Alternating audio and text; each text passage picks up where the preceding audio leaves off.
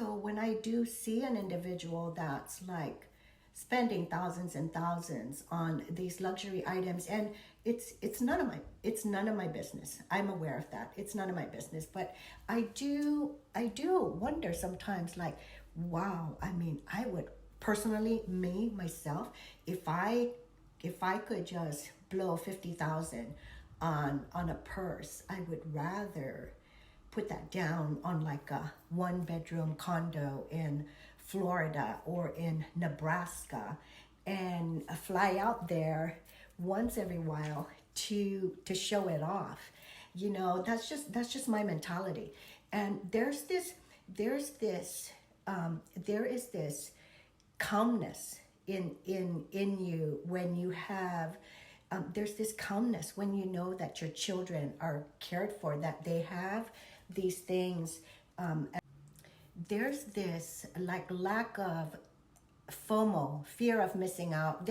I mean, I could watch videos of influencers that are traveling to, traveling abroad, traveling to Paris, traveling to Europe, traveling, their Birkins, their Louis Vuittons, and I don't know. It's just there is no fear of missing out. There's this calmness inside of me that is just very much appreciative that my daughter, like all three of my daughters, I can seriously say, you get one, and you get one, and you get one.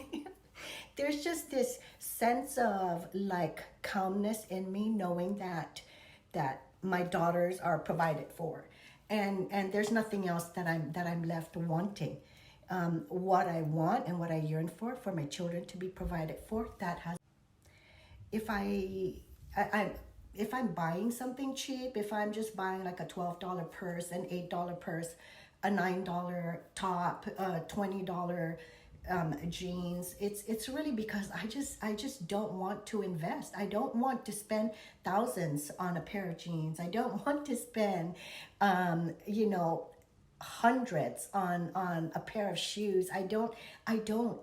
If I could, I would rather spend it on real estate, because that's something that will benefit, that comes back to me, and also benefits my children, my grandchildren, and every generation after that.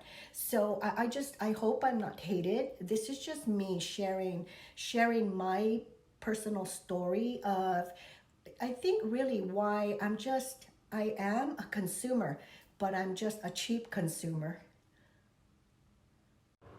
I think I was 23 years old. It was back in 1992 when I got my first own property, separate. This is a property that I didn't get from my parents. This was something that on the island, it's called homestead. So you apply for it, and I applied for homestead when it was in 1992. I might have been, I was pregnant with my second, so I might have been 89. So I was 23 years old when I got my first property on my own, not something that I inherited from my parents. And I mean, I still have that property. As a matter of fact, I deeded it to my daughter. And so now I have to include all of us on that property deed, all of. And this real estate, it also gives me like a sense of security in regards to men. Like with my ex-husband, I no one is ever going to say that I'm a gold digger. I had more property than my husband had. I think I probably had more units or property than my husband had cars. My husband is into cars, and I'm into real estate.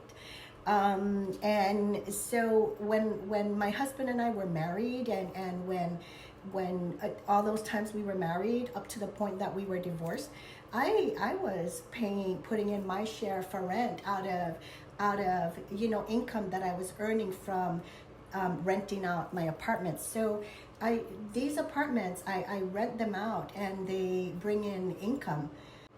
So I hope I don't offend anyone.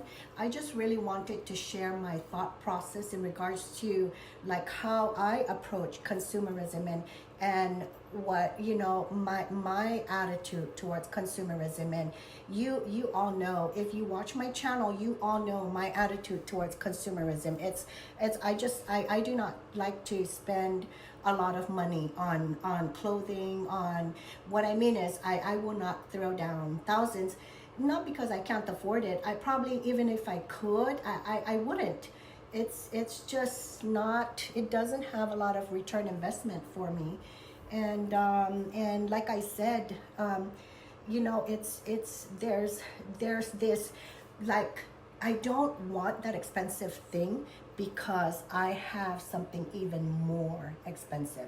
I think that's really what it is. Like, this leaves me not wanting anything else. If you don't look fire as fuck with this filter, your jeans bad. And you need to be mad at your mom and your dad. I don't know which one of them motherfuckers ugly, but one of them ugly.